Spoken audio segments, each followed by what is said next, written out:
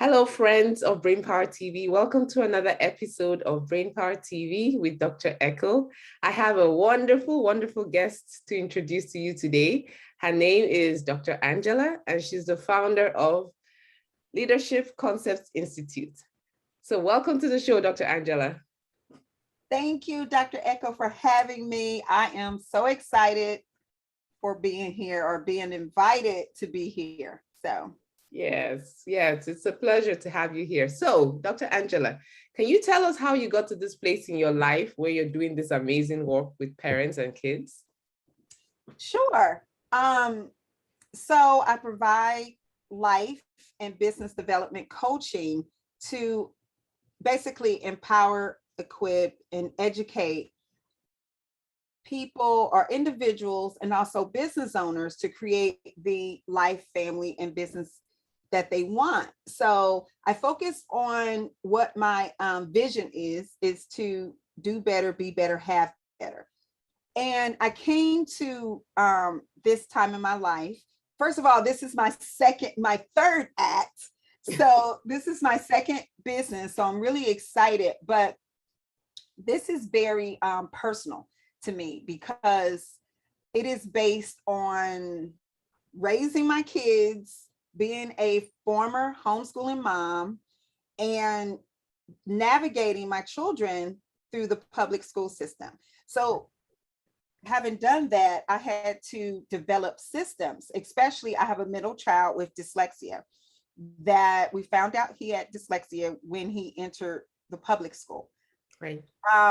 So I had to develop systems to navigate homeschooling because at the beginning, I had no clue what I was doing. I was basically forced into homeschooling. I didn't know anything about homeschooling. And my child turned here in Georgia, the deadline for kindergarten is September the 1st. And my son turned 5 September the 15th. So I was thrust into homeschooling because I wanted to make sure he was ready for kindergarten.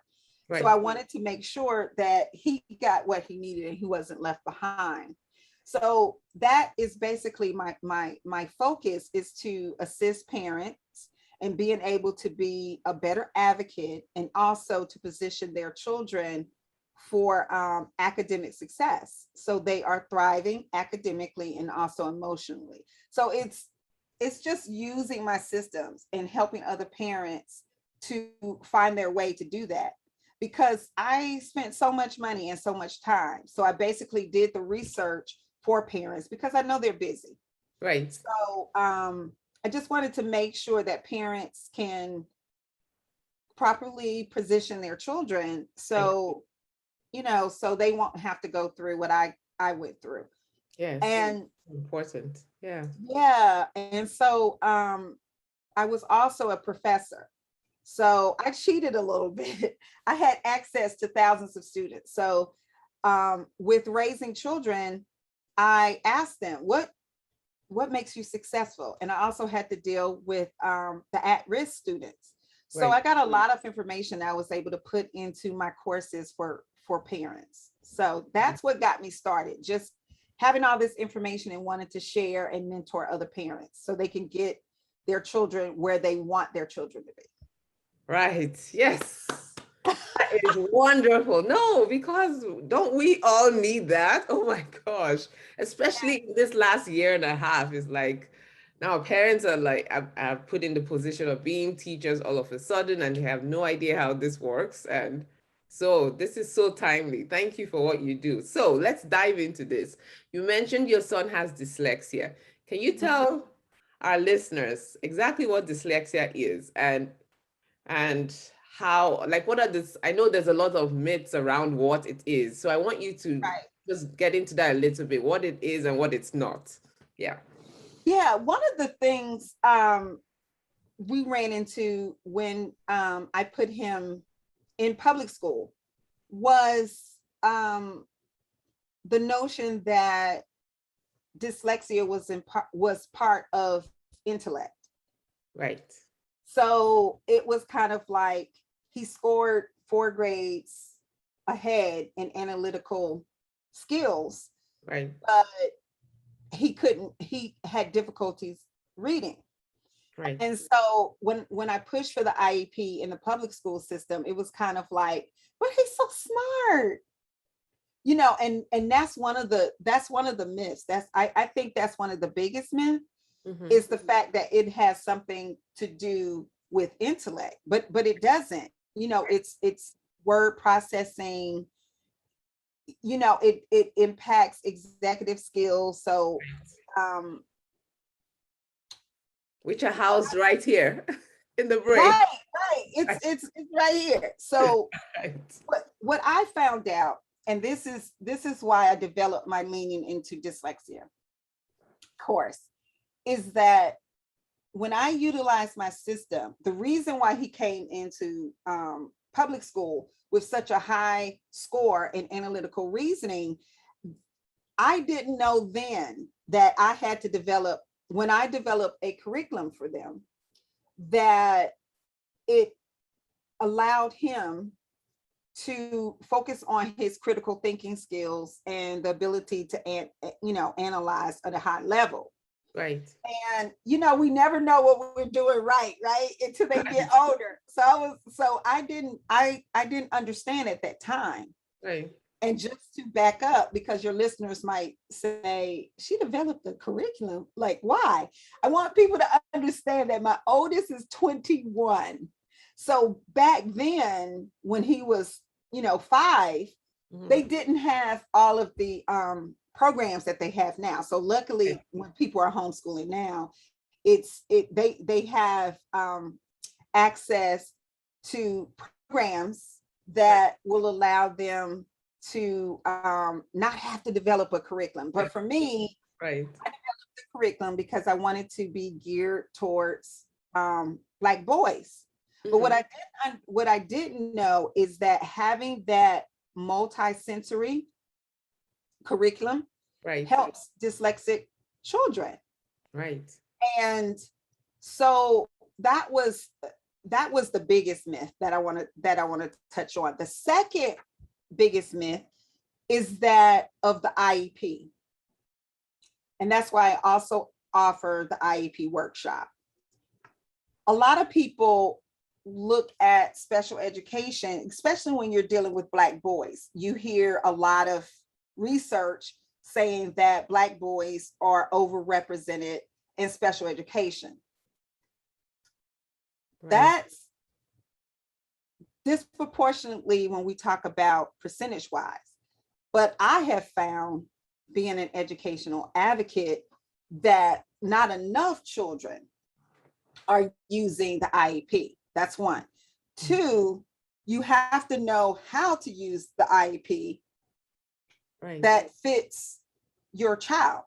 Right. So, what the research doesn't show is that although Black boys are in special education, I find that the parents don't use the programs that come with going into special education, which is another reason why I have that workshop.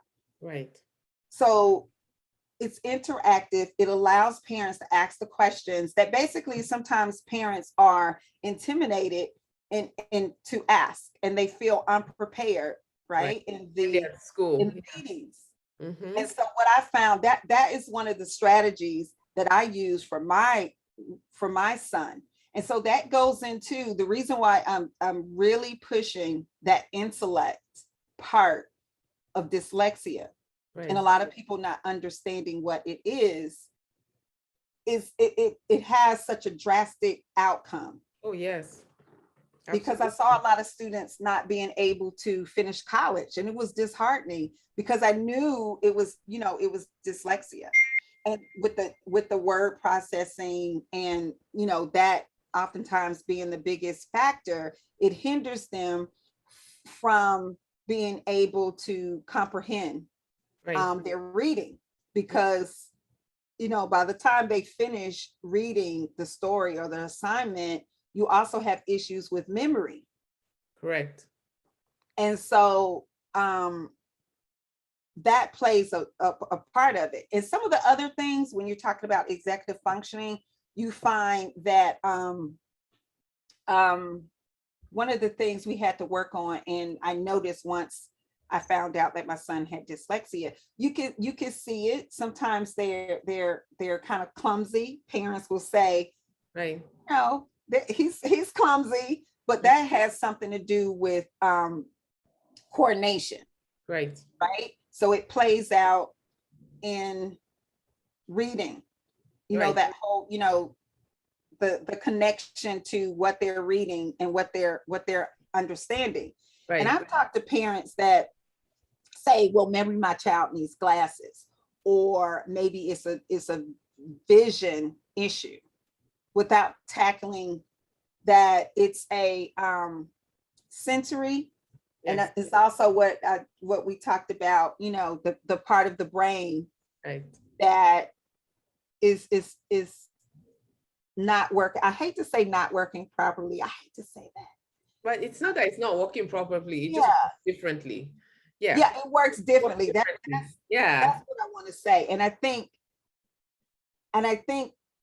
that's what people think. Like you can't get on a certain level. I've had parents to be concerned about that. Like, how is my child is supposed to get to college when it doesn't work? But that's not what it is. You just need a system To as bypass. far as reading, and also a system that connects the home and the school. Right. To Wow. Yeah. yeah, to because you can't have an IEP and then they come home and it's totally different. Correct. I That think doesn't. that's such an important point. Yes, that there has to be a connection between what's going on at school and at home. So parents listening, it's so critical to follow what's going on with your kid. Yeah, Right. because you And have it, to and it do can be things. overwhelming. It can Yes, be overwhelming for parents, especially right, when you don't have access to the correct information. right, And you don't know what to focus on. And what helped me was I took my son out of public school and he went to an online public school. And I don't have any affiliation with them, but I'm gonna do a shout out. So he went to K-12 online public school. right, And one of the things the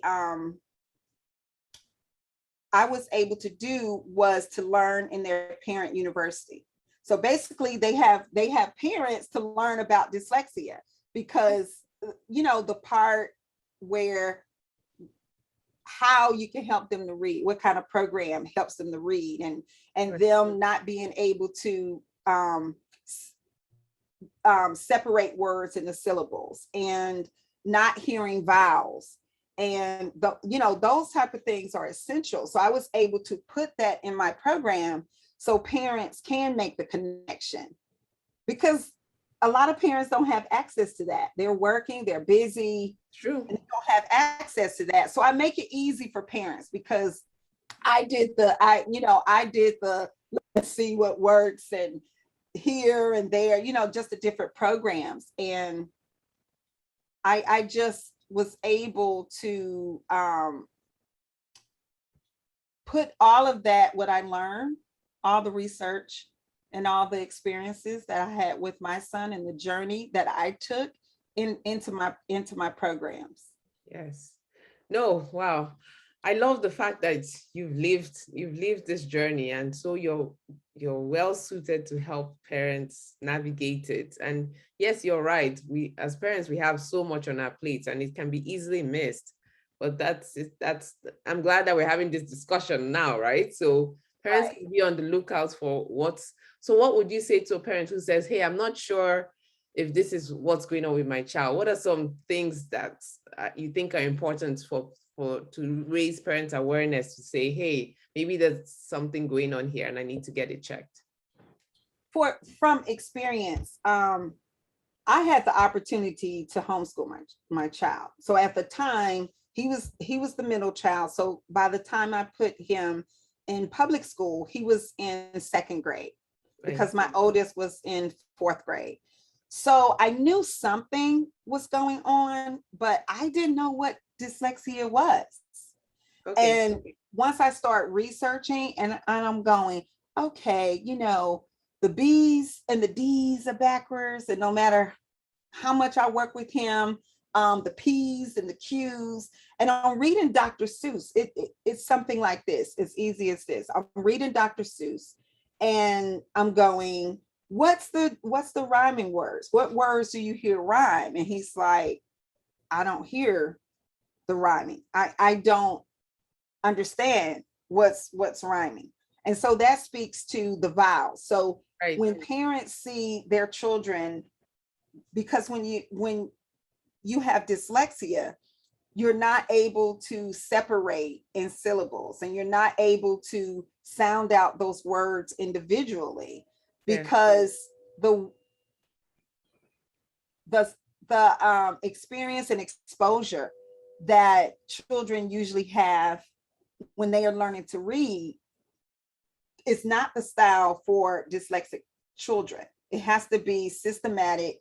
It has to focus on breaking down the sounds of each letter, Right. and then being able to put it together. Okay.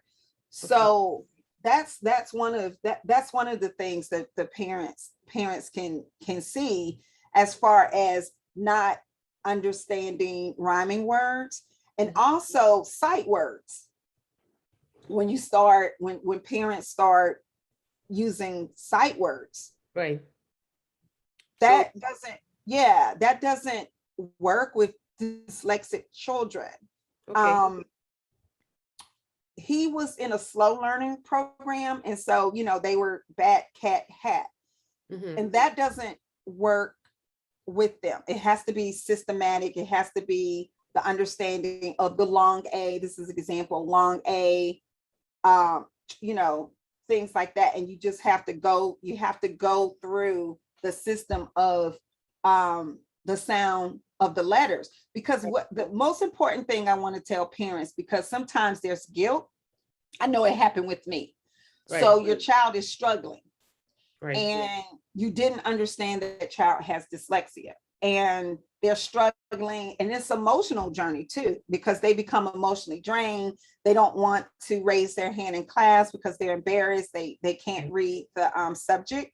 Right. And so I would tell parents to be easy on themselves, but also to look at these signs, to look at how long it takes them to read um, the context, and also breaking up syllables, Hmm. and not seeing vowels, and not being able to rhyme the words. but Right. but also, one of the things that I was told when I was doing handwriting with my son, and the fact that he was transposing letters, Hmm. that, oh, boys are slower, they learn, and so specifically parents with boys, I want them not to fall for that. No, not true. Not true, not true. And the second thing that parents can do is that it's within their right to ask for testing. Hmm. Yes, I've seen that in my office so much. Like parents come to me to do the testing. I'm like, no, the school needs to do the testing. Yes. Yeah, because Yes. our taxpayers, pay for that. And sometimes parents wait until a teacher says there's an issue. I think they need to be tested. And parents can get them tested. It's like, if you see your child is struggling, they need twice as much time in doing their work. And when they're younger, they have issues with tying their shoes. Maybe it takes a little longer with tying their shoes. And when Right. parents start seeing this at a young age, just pay attention, Yes. because then when you start using rhyming words, I would say right now, do a test, get a Dr. Seuss book, or any type of book that has rhyming words, Right. and see if your child has issues with that. I start seeing that around two, not hearing that when we said, when we were saying the words, two Right. or three. Those are some of the things they can look for, and just ask to be tested, because the earlier that parents, and I cannot stress enough, the earlier parents seek help, Yes. the better the outcome.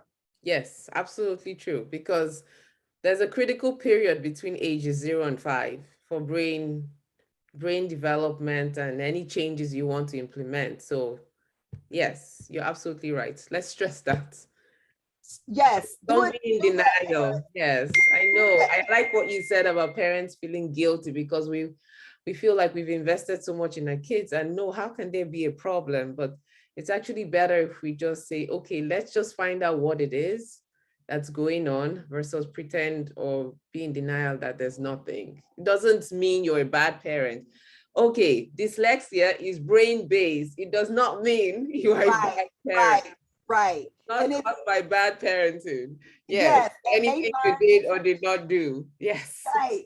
And all they need to focus on is they learn differently. But I find that a lot of parents are scared. That's one. Yes.